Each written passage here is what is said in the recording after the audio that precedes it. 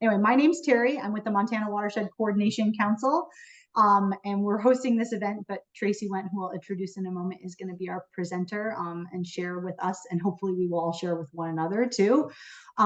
Thanks for being here. This conservation conversation with MWCC is all about prioritizing and tracking your projects, figuring out what projects are most important to you and how you can actually get those done, rather than, as Tracy and I were just talking about, just chasing after grants all the time, which we all know is very easy to do. So our conversation leader today is Tracy Wendt, who's the Executive Director of the Sun River Watershed Group.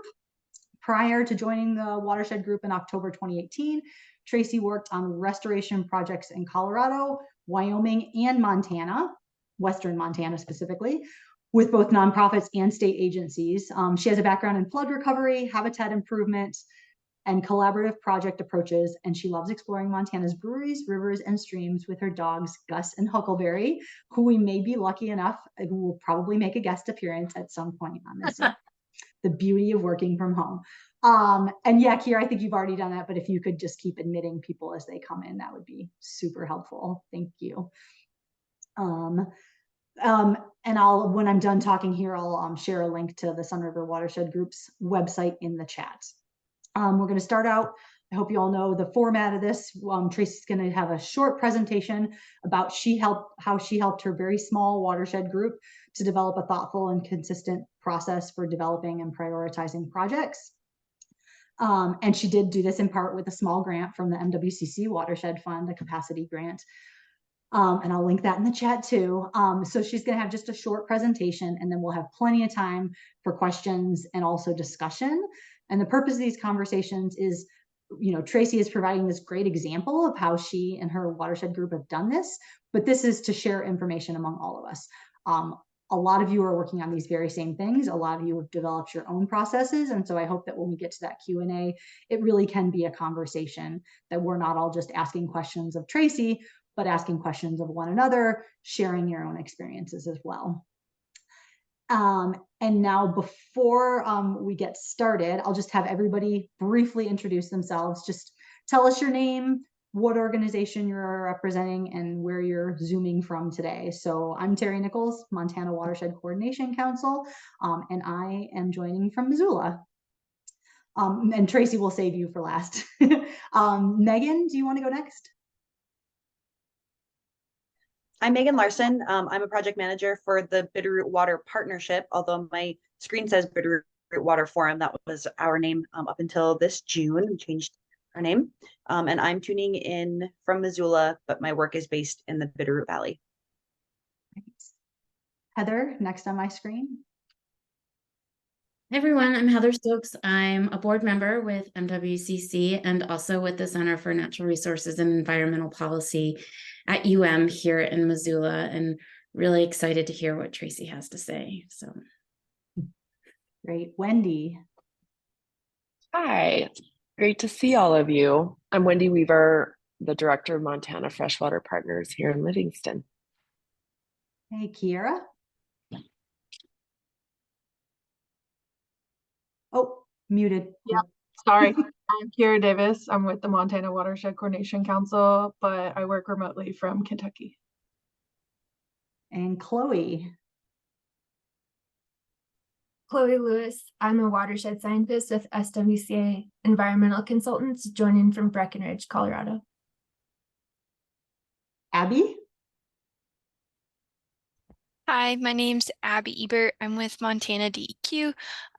I run our volunteer monitoring program, but I'm also part of the monitoring assessment section, and I just want to learn more about the Sun River since they're one of our groups with the volunteer monitoring program. Oh, I think Chloe said she was with SWCA. Sorry, I always call you SWCA. Environmental Consultant. Yeah, SWCA works. I'll type it in the chat as well. Thank you. Thanks. And then Amy. Hi all, Amy Seaman, the new Executive Director of the Watershed Coordination Council. So I'm excited to be here for the first conservation conversation, and I'm looking forward to hearing it. And I'm going to keep my video off because I'm a little under the weather, but it's nice to meet some new faces. Yeah, these conversations are always great for that. And I think Amy was struggling to say the full word because we've been recently referring to these as ConCons, which Amy introduced and I love. So I might slip and call it that too, the ConCon.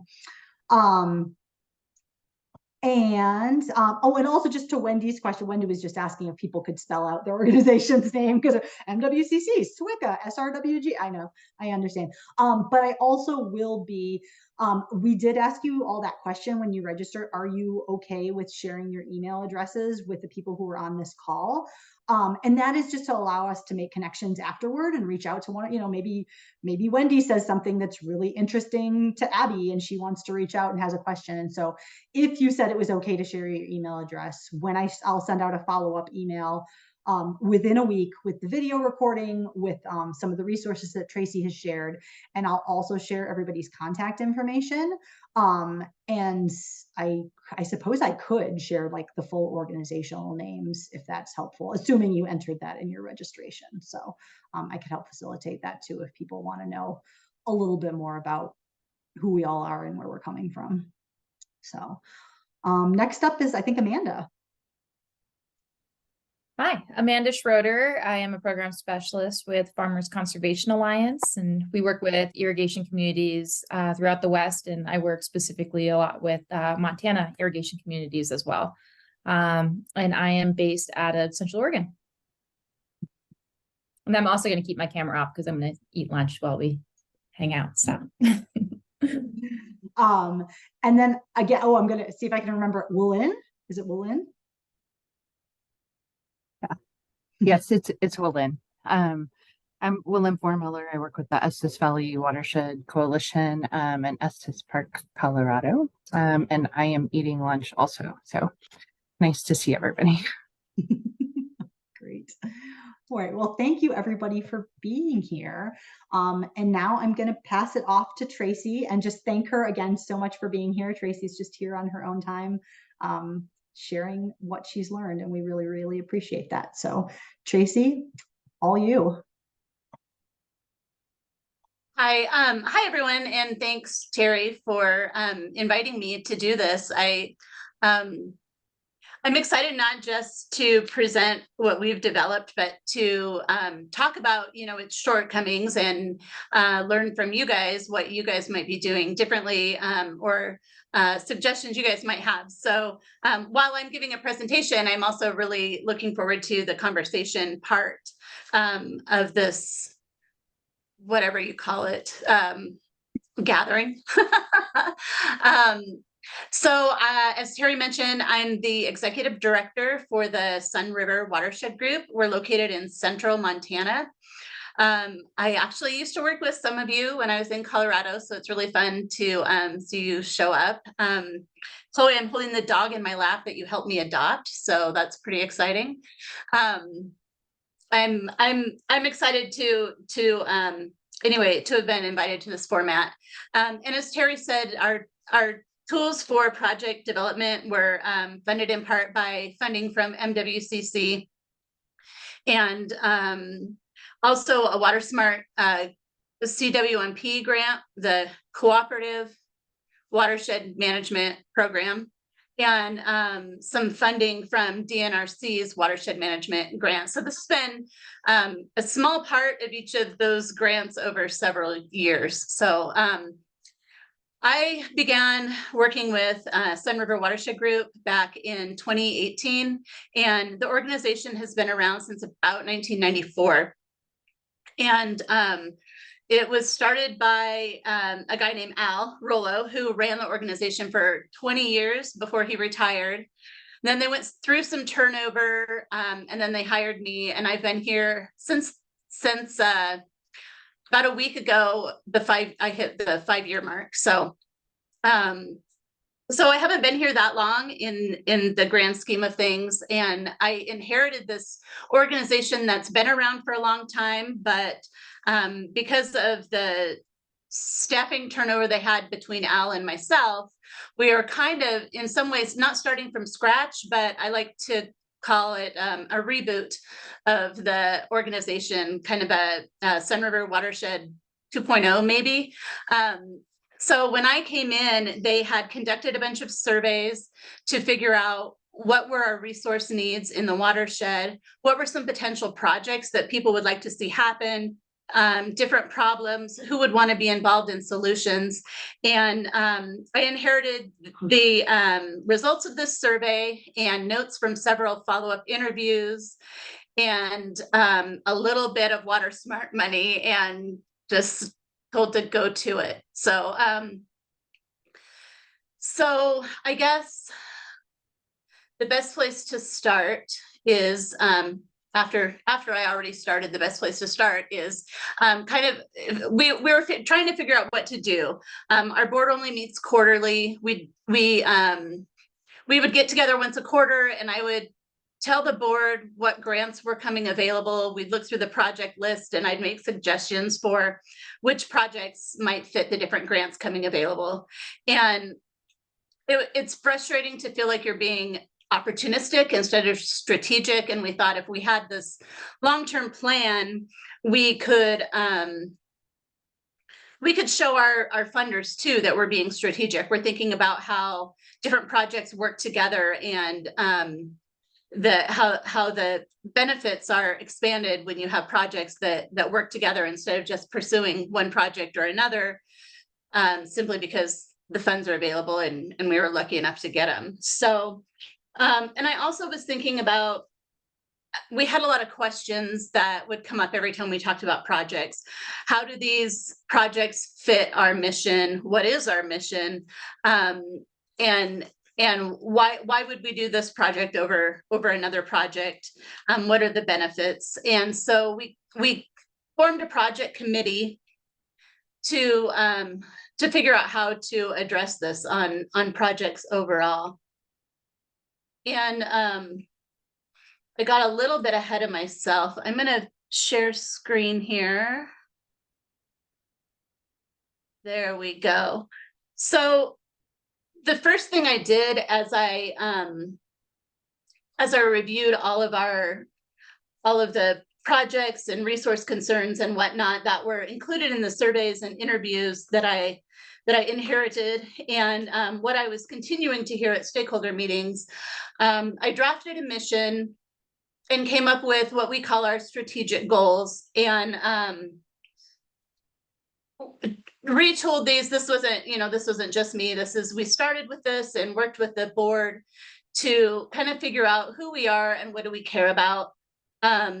So our mission is to work collaboratively to protect and restore the resources of the Sun River watershed and its communities. So that encompasses, all of the resource concerns that we want to address, but also things like education, outreach, and monitoring. And then our goals are based on what I was seeing and hearing that people were concerned about in our area. So how do we tie this into our project selection process? And what we came up with, now is it still sharing? Are you guys seeing my project screening document? Yes. Great. So what I did was I took what I considered to be our top projects. Either they're easy, the projects that you already have a landowner agreement or landowner permission. They're not super expensive. They're going to be just kind of slam dunks. And I started with those, and we created this form myself with our project committee, and we ran some of the easier projects through to see how they kind of panned out. And then we started running more and more projects and seeing how the form was working. And so we started out simple by what would our role be? Are we the lead? Is this someone else's project and we're a partner on it? Or are we just offering support, maybe some stakeholder outreach, or maybe it's somebody else's project and they just need some help writing a grant or managing a grant? So first of all, what's our role and where is the project located? And then these strategic resource concerns, I haven't been consistent about what to call them, whether they're our goals or they're in a grant application. I always call them resource concerns. So these line up with our goals from that strategic plan document I was showing you. so we check the boxes, which of these concerns is addressed by the project. An overview description, what are the project goals, who's involved, kind of the project basics. And then usually at this point, we don't know the cost or where the money is going to come from, but we can take a stab. And then we have a project committee meeting and we discuss this. I give them more information if they want it. If it came from one of our committee members, they'll talk about the project more. And then we make a decision, yes, maybe later, or no way, and put the comments in here. And then kind of a description of what more information is needed and what's the hang up. Then we get into down here some of the things that are kind of less tangible, but still important to project making decisions. Do we have permission from the landowner? Do we have partners? Do we have the capacity to do the work? What would it take to do the work, or when are we going to have the time? What are the impacts to the local community? And this can include things like is there an opportunity for outreach, education, workshops, other benefits that aren't necessarily part of our strategic goals or resource concerns? And then will this raise our profile in the community? We have, for example, a community pond project opportunity, which doesn't really click a lot of natural resource goals, but it's a really popular pond. It's a place that people really want to see improved. So there has to be a way to say, hey, this is going to make us look good and it's going to improve a community resource, even though it may or may not have large scale natural resource benefits. And then kind of what do we know about the project in regards to funding? And do we think it's a high, medium, or low priority project, and any comments? So we haven't done this for all of our projects, and I'll show you in a minute why, but this is kind of where we have started in our project screening once we've identified a project. And once we identify a project, it goes into this master spreadsheet, which is part of our watershed management or watershed restoration plan. So this document shows which projects we're working on right now, which benefits, which resources they benefit, what our role is, which looks like it might be oh, I see, never mind. And then any comments. And then as you go down farther, you see projects that we've screened. We've run these through the screening tool, and we're just waiting for the right funding source to come along, or maybe we have, we know what we're going to apply for. We're just waiting for the grant to open. And then projects that are either tabled or we've changed our mind about, or someone's denied for some reason. And then down here, this is where my headache begins. So these are below here, and I'm just going to go through it quickly so you can see how many projects there are. But these are all projects that have come out of surveys or past reports that we have. So the idea is to go through all of these reports, or like our channel migration study, or our Muddy Creek master plan. We need to go through all of those, make sure all of the projects that are called out in there are listed on our projects to be a reviewed sheet, and then figure out a way to prioritize those. And as you can see, it's a lot. It's overwhelming. And in some cases, like between this, what's called the Kellogg report, because Warren Kellogg put it together, between that and the Channel Migration Zone study, there's a lot of duplication where they both suggest certain projects, or maybe Kellogg's description of a project is from 2014, and now 10 years later, the problem's either solved itself or gone away, or it's changed. So my struggle has been finding the time to go through all of that, and then where projects rank out in a similar way, how do we figure out which one is more important or we should apply for before another, which might have, how do we figure out the benefits, which project is going to be more beneficial to, reducing erosion, or maybe there's a way to package some of the projects together and apply for one of the really big reclamation grants for like, $4 million. I mean, who knows? That's where we're at right now, is figuring out how do we go take that next step. And then this document also has projects our partners are working on, so that when we apply for a grant, we can say, our partners are working on these projects, and the benefits of that project, along with this one that we're asking you for money for, will really have, when you put those two together, it has much larger benefits to the whole watershed. So I like to have this list so that I know what other people are doing, so that I have it handy when we apply for funds. Or when someone tells me we should do something, I can look here and say, oh, nope, somebody else is already doing it. And this includes kind of a dashboard. This is what I show our board at our board meetings. It's just the approved projects, and then down below our completed projects. And I think this is kind of useful too. So this is what we've been playing with, kind of a revised version of the screening tool, but that has a quantification of projects. So you would put, instead of just an X, you would put a 1 for each of the resource concerns the project addresses. So it's going to total that.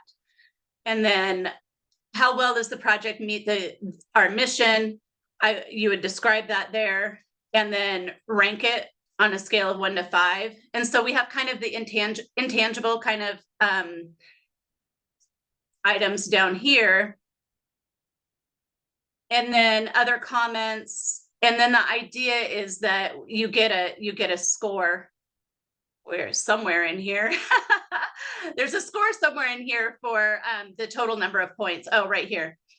So this is just something we were toying with as the project committee, to try and figure out, well, how do we quantify, and like when projects are ranking out really similar, how do we decide which one's more important?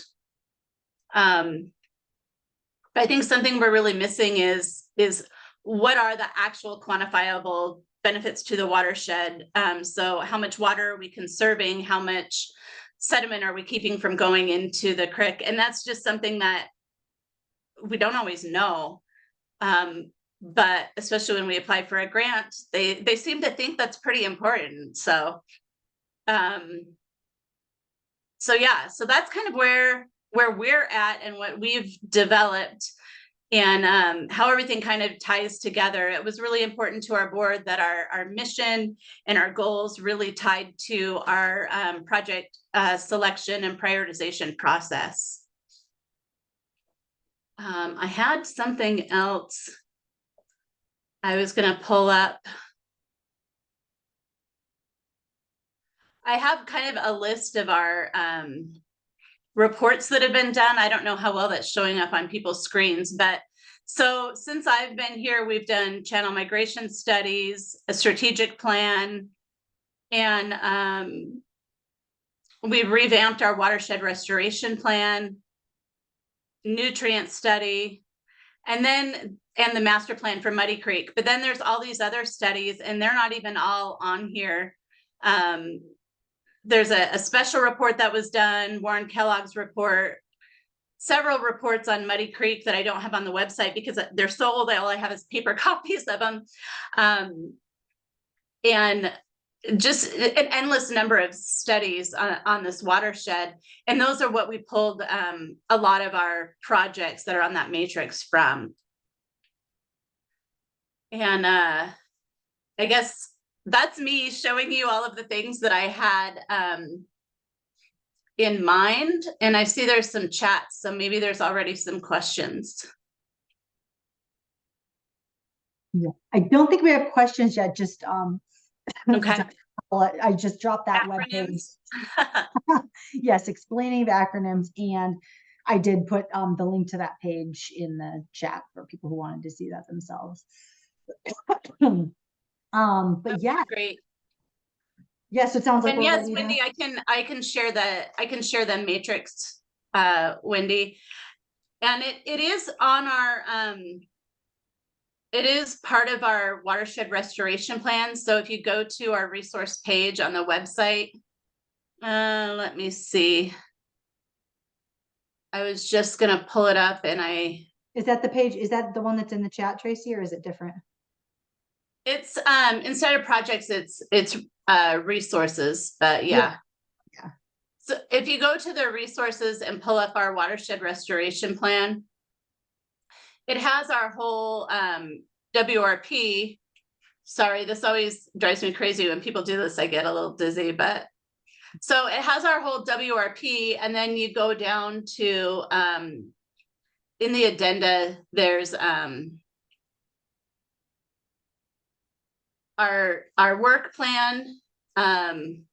So a bunch of projects that are pulled out from the matrix and which values it meets and when we plan to do those projects. And that was something I developed just for our WRP, and I haven't gone back to it and updated it like I should. But then we have in here a list of projects that were completed since I came and before me. And then you have our screening tool and the matrix in there. And every quarter when we update this for our board meeting, I go in and put the most recent, recently revised one in there.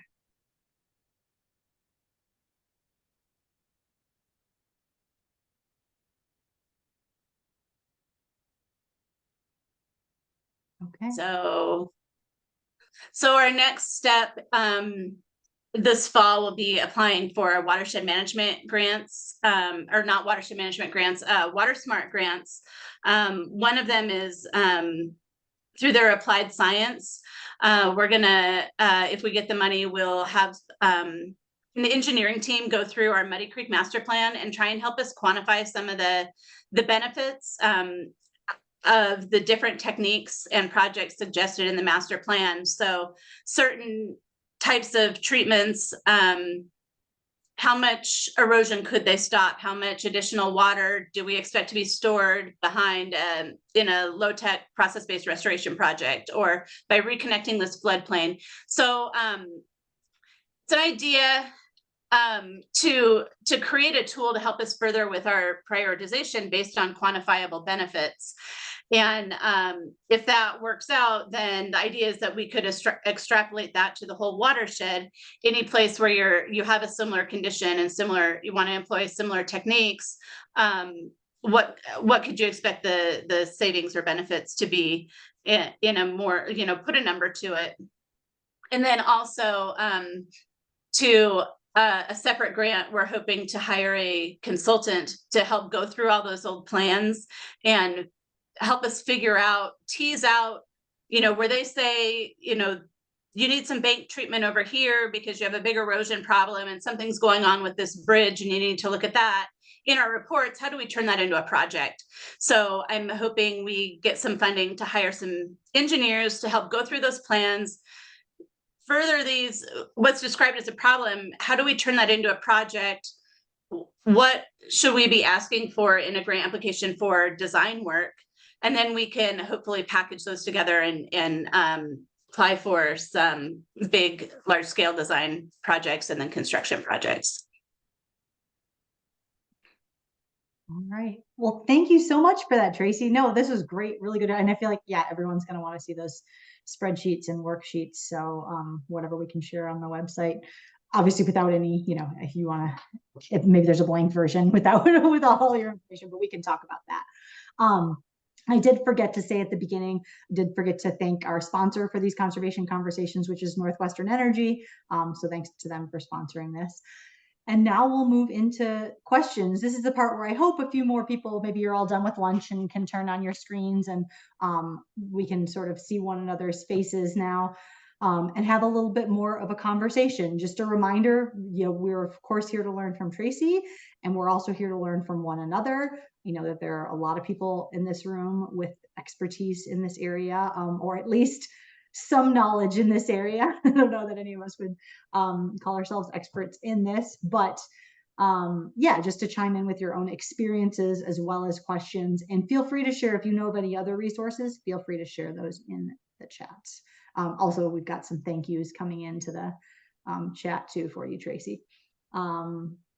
Yeah, questions, thoughts, experiences?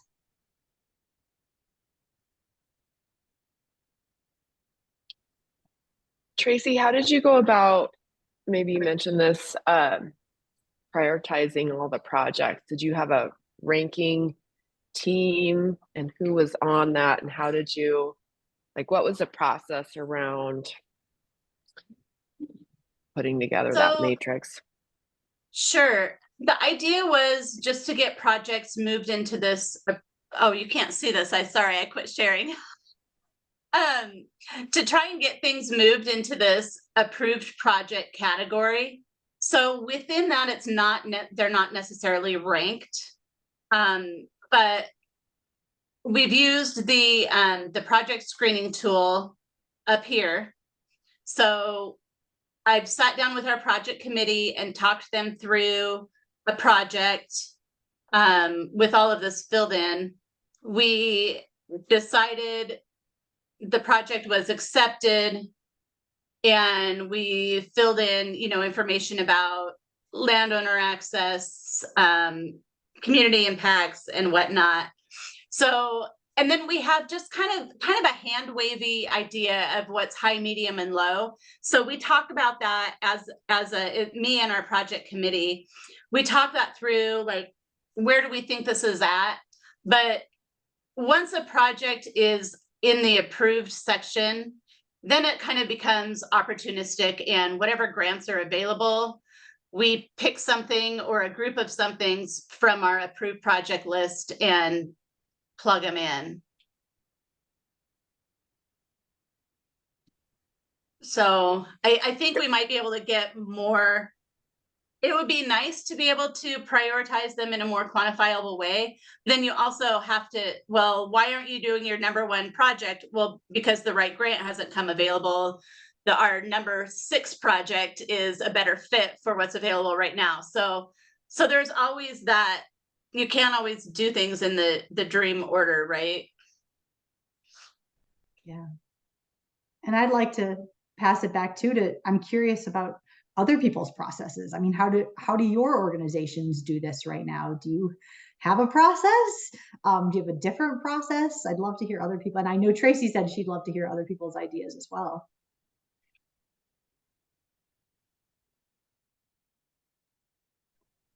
I'm pretty new to my position, less than a year. And I know in the past, we haven't really had a project manager. And so I think a lot of our projects were informed by the WRP or various reports that were written.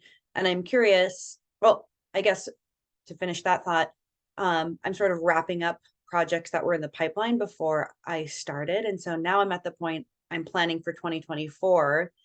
And there's a lot of opportunities coming my way through partnership with the forest and private landowners. And so I'm also feeling a little bit overwhelmed. Do I continue? I'm just curious how other people are doing this. Are you informed of projects through the WRP, or are you taking on projects that are being presented to you through these different avenues? Is it a combination of both? And how do you sort of prioritize those things in general? We had the challenge of not having a WRP in the Yellowstone. So there's not a WRP anywhere on the Yellowstone, and that has been a challenge trying to fit into all the funding that the state has, and never really, we're essentially missing out on this huge amount of money for projects that are really badly needed on the Yellowstone. So to get, I guess, past that, we got funding to develop our own project prioritization plan, where we went and identified, had a number of public meetings. We had probably 20 some meetings with landowners, and we identified all these projects. And then we put together a ranking team. And the hard part was deciding upon the ranking criteria, ecological factors, landowner willingness, kind of the things that Tracy lined out. And then we brought together a ranking team, and we went through and ranked all of those. So now hopefully they're more shovel or funding ready. And because the process of doing a WRP is still maybe way in the distance. I don't envision us having the capacity to go through and do that and work with DEQ the way we need to do to have that. So it probably will still miss out on all the 319 funding, but there's lots of other funding opportunities out there we'll be able to tap into now with this plan that was very, stakeholder developed, and so we went about it a different way, but it's really challenging because there's a lot of projects, and there's, how do you make it a livable, workable document with one person is such a huge lift. We're applying for a Water Smart grant to hire a coordinator just to take our project inventory and try to move it forward.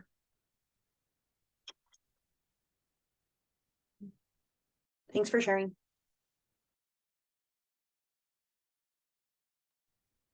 Yeah, just to go back to Tracy's question about how other people prioritize projects for funding and moving them forward. I'm very similar to Tracy in that the funding opportunities drive a lot of the projects that we go after and try to get into the ground. But one thing I would like to also ask, we don't have to go into it right now, but how you work through the stakeholder support aspects for developing multi-beneficial projects, and how you engage those conversations with the different stakeholders, and whether or not you determine the project first, or if it's more of a holistic approach where you guys work together and identify which projects everybody has, and then moves those towards, applicable funding opportunity. So, and Amanda, I think you might have sat in on one of our watershed management working group meetings at one point. And those are really helpful. So I attend meetings of all 3 conservation districts and both irrigation districts that all overlap with our watershed every single month. So sometimes, like last night, I was in a meeting for an irrigation district, and there was somebody there that wanted to do a project. And they were asking, basically getting the okay from the irrigation district because it affects irrigation, but they were also asking what funding was available. And I'm in the room, I can say, well, gosh, I know about these things coming up. I'll call you later and we'll see what we can figure out. But then I'm finding out a guy's got a project. The irrigation district is supportive of that project. It has benefits, and I'm going to try and help them find the money to do it. But the other thing that happens is we hold working group meetings for water quality and water management. And at those meetings, sometimes some of our projects have arisen from those meetings. People in our group, will talk through, something's wrong at this head gate and they can't control how much water they're taking from the river. If we could replace that head gate, maybe flows in the river would be more consistent, and it would help with low flows in the summer. So then that becomes a project on our matrix or on our list. We talk it through with the project committee and they agree. It helps that it was recommended through our water management working group. Or, if it came from water quality or whatnot, But and this kind of goes back a little bit to Megan's question too. The projects come from me attending other meetings, but also from they're not internal working groups, but they're, our water management, water quality working groups are a couple times a year, and we have stakeholders from everywhere. We have reclamation, the irrigation districts, DNRC, like every acronym you can imagine has a seat at the table. And that's where a lot of our projects come from, is we talk through a problem and I work with our project committee to turn it into a project.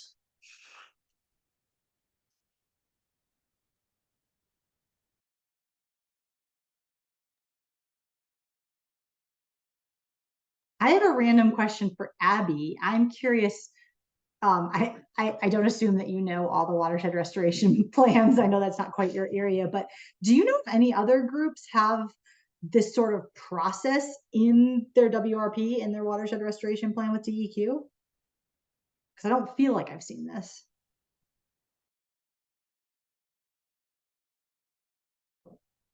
Abby, are you there?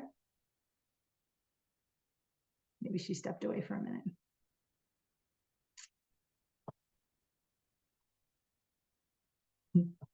Any other questions or thoughts or experiences from your own trying to develop projects? I can chime in on something we've seen recently. So SWCA, we're currently contracted to NIFWIF for technical assistance on their grantees through the America the Beautiful Challenge. So that's 50 grantees nationwide and then 75 more for 2024. But in that role, we are very focused on permitting and NEPA compliance for the grantees and getting ahead of anything that might trigger an EA or an EIS or some unexpected permitting obstacles. One thing we've learned and that they've started including in their screening process is the ease of permitting, because with some of these federal dollars, even administrative grant funded activities. So for example, you apply for a grant for capacity and you're really just intending to hire staff who will be inside all day. That's still triggering a categorical exclusion documentation. So a very light NEPA, but it is suddenly a NEPA concern. So that's something as far as screening criteria that they've been taken into concern, is kind of just this ease of permitting, or if there's a federal nexus because of the funding source itself, whether it's Fish and Wildlife Service, Department of Defense. Trying to think of, I think all of it kind of rolls up into the infrastructure bill, but it's being kind of routed. The funds are being facilitated through those different federal entities, but that's something we've noticed.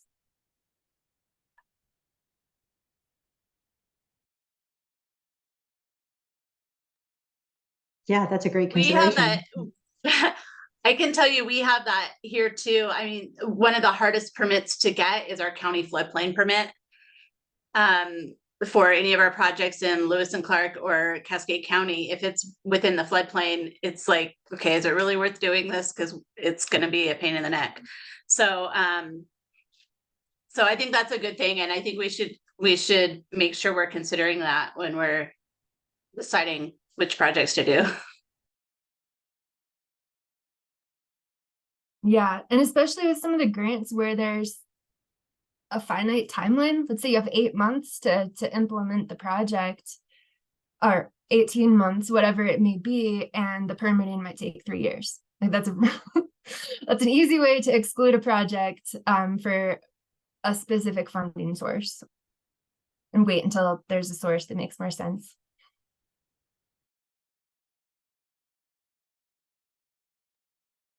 We actually had that happen on a project that we had planned, and we had gotten awarded a BOR grant, a Water Smart grant, and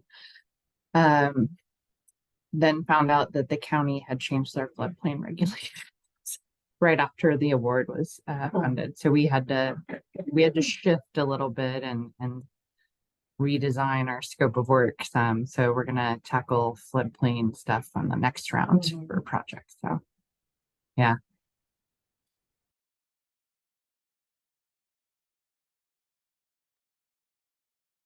Harry, Abby's back.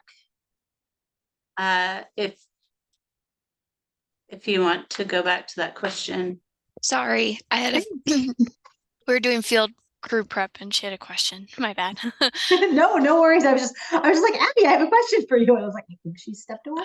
No problem at all. I was just asking because I am not an expert on DEQ accepted watershed restoration plans. I don't think you are either, but you know more about them than I do. And so I was just curious if any other groups have this. I've never seen this as like an attachment to somebody. I mean, I know there are always projects prioritized within WRPs or usually, but I'm curious how many groups have this sort of like specific ranking system laid out. That's a good question. I'm not sure if I know that. I know a lot of the watershed groups in Western Montana, because that's where like most of our TMDLs have been written in the last couple years, have been developing and following a WRP when applying for 319 grant funding, as well as just like selecting projects. The only other like group that I can think of that might have something similar or is working through a way to prioritize or kind of strategize is the Gallatin Watershed Committee or Council. Sorry, I always forget council. Thank you. Too many groups with either committee or council at the end, and I get them all mixed up. Is because that's the next focus watershed that DEQ has selected. They are really working at, I think, figuring out which projects to tackle, what's the capacity, and kind of what's the most bang for their buck at the moment because of that, set or DEQ choosing to have so much percentage of 319 grant funding going to that watershed. So they might have some thoughts or ideas that people could ask them about on how they're kind of doing that. Does that get at your question? Yeah. I mean, basically one really, and that's yeah. I think too. Definitely like Hannah could probably Hannah Riedel in our 319 program could probably answer some questions. The Bitterroot was the previous focus watershed, so I'm not sure if either the Clark Fork Coalition or the Water Forum did some of that at the time, but I'm not aware. That kind of ended as I came on. Megan, so you, Yep. Yeah, the Bitterroot Water Partnership received a bunch of that funding, and so that's been that we were a focused watershed. So that was kind of the last few years of our projects. And Hannah is amazing. So if you have questions, I highly recommend reaching out to her. Yeah. It's wealth of knowledge. Yeah.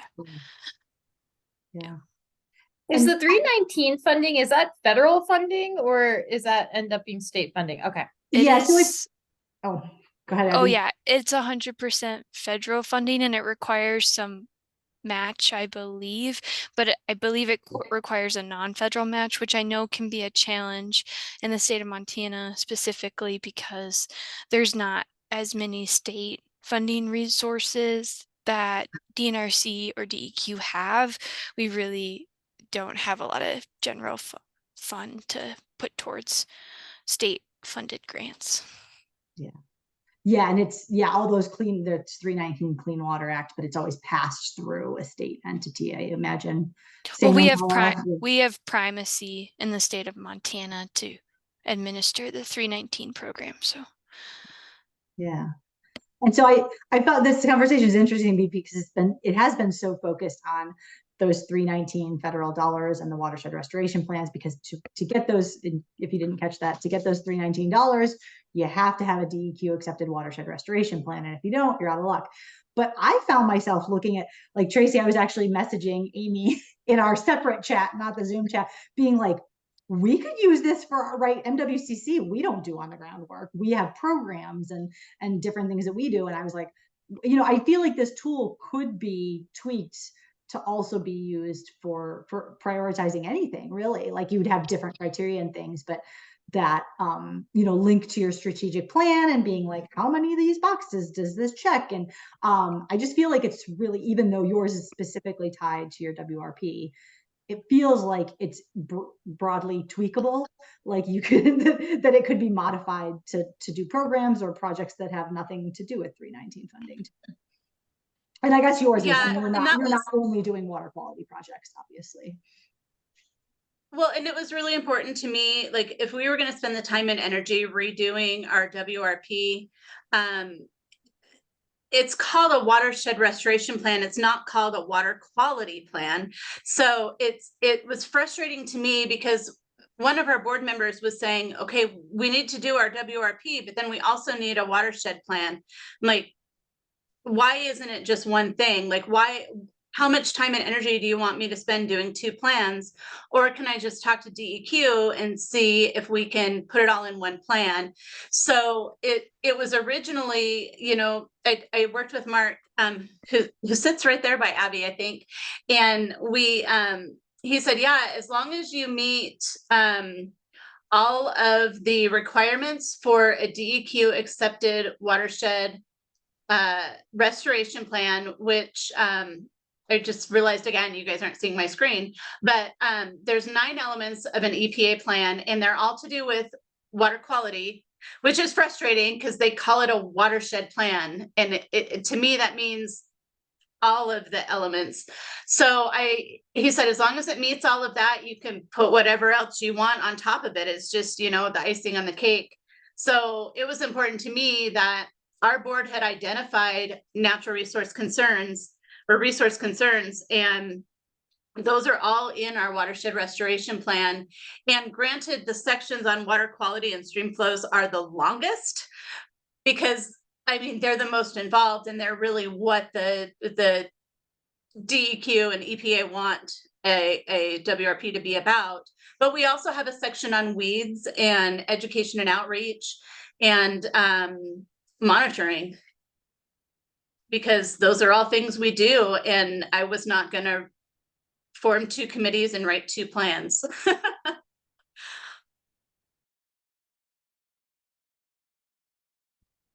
I think something else though that if folks have questions on is asking our 319 program, like what kind of plans could be developed if you don't have impaired listings on water bodies that you have concerns with, or have impairment listings but no TMDL to kind of help meet your 9 key elements of a WRP. There might be some other options or tools that DEQ 319 program, because they're the non-point source program, could recommend to help maybe getting eligibility for grants without having some of those other supporting documents from us at the time.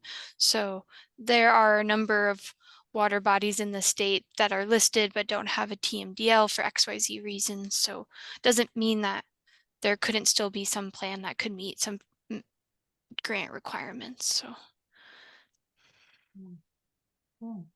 Yeah, and again, this feels like it's broadly, yeah, I mean, the way, you know, you just articulated, Tracy, that you did want this to not just be about water quality, and, you know, that's a possibility for WRPs, and you made this tool that broadly applicable to all your resource concerns and all your strategic areas.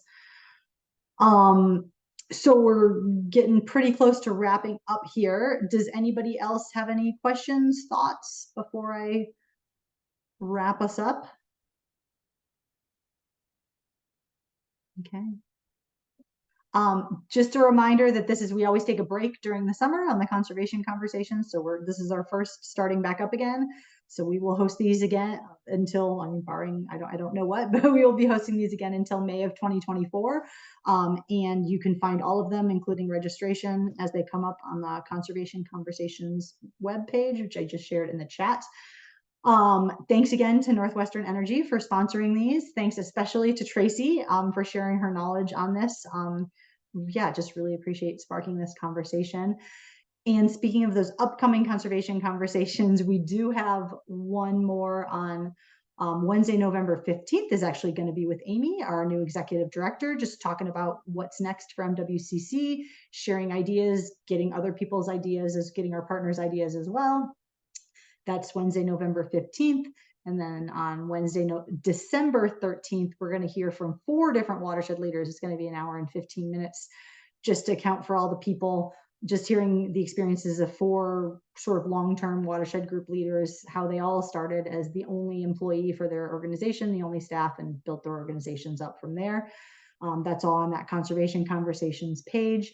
And also just a reminder that we do have the MWCC Watershed Coordinators Forum, and Kiera, I know, has figured out, I'll put that link in here, but there's now something in that setup guide on the webpage for how you can sign up for any topic that's of interest to you. You can get a notification if anybody posts anything, because I know that was part of the problem for a while, was that not everybody could see when somebody asked a new question. But that coordinators forum is a great place to keep the conversation going and ask additional questions. And as I said at the beginning, I will share an email in the next week.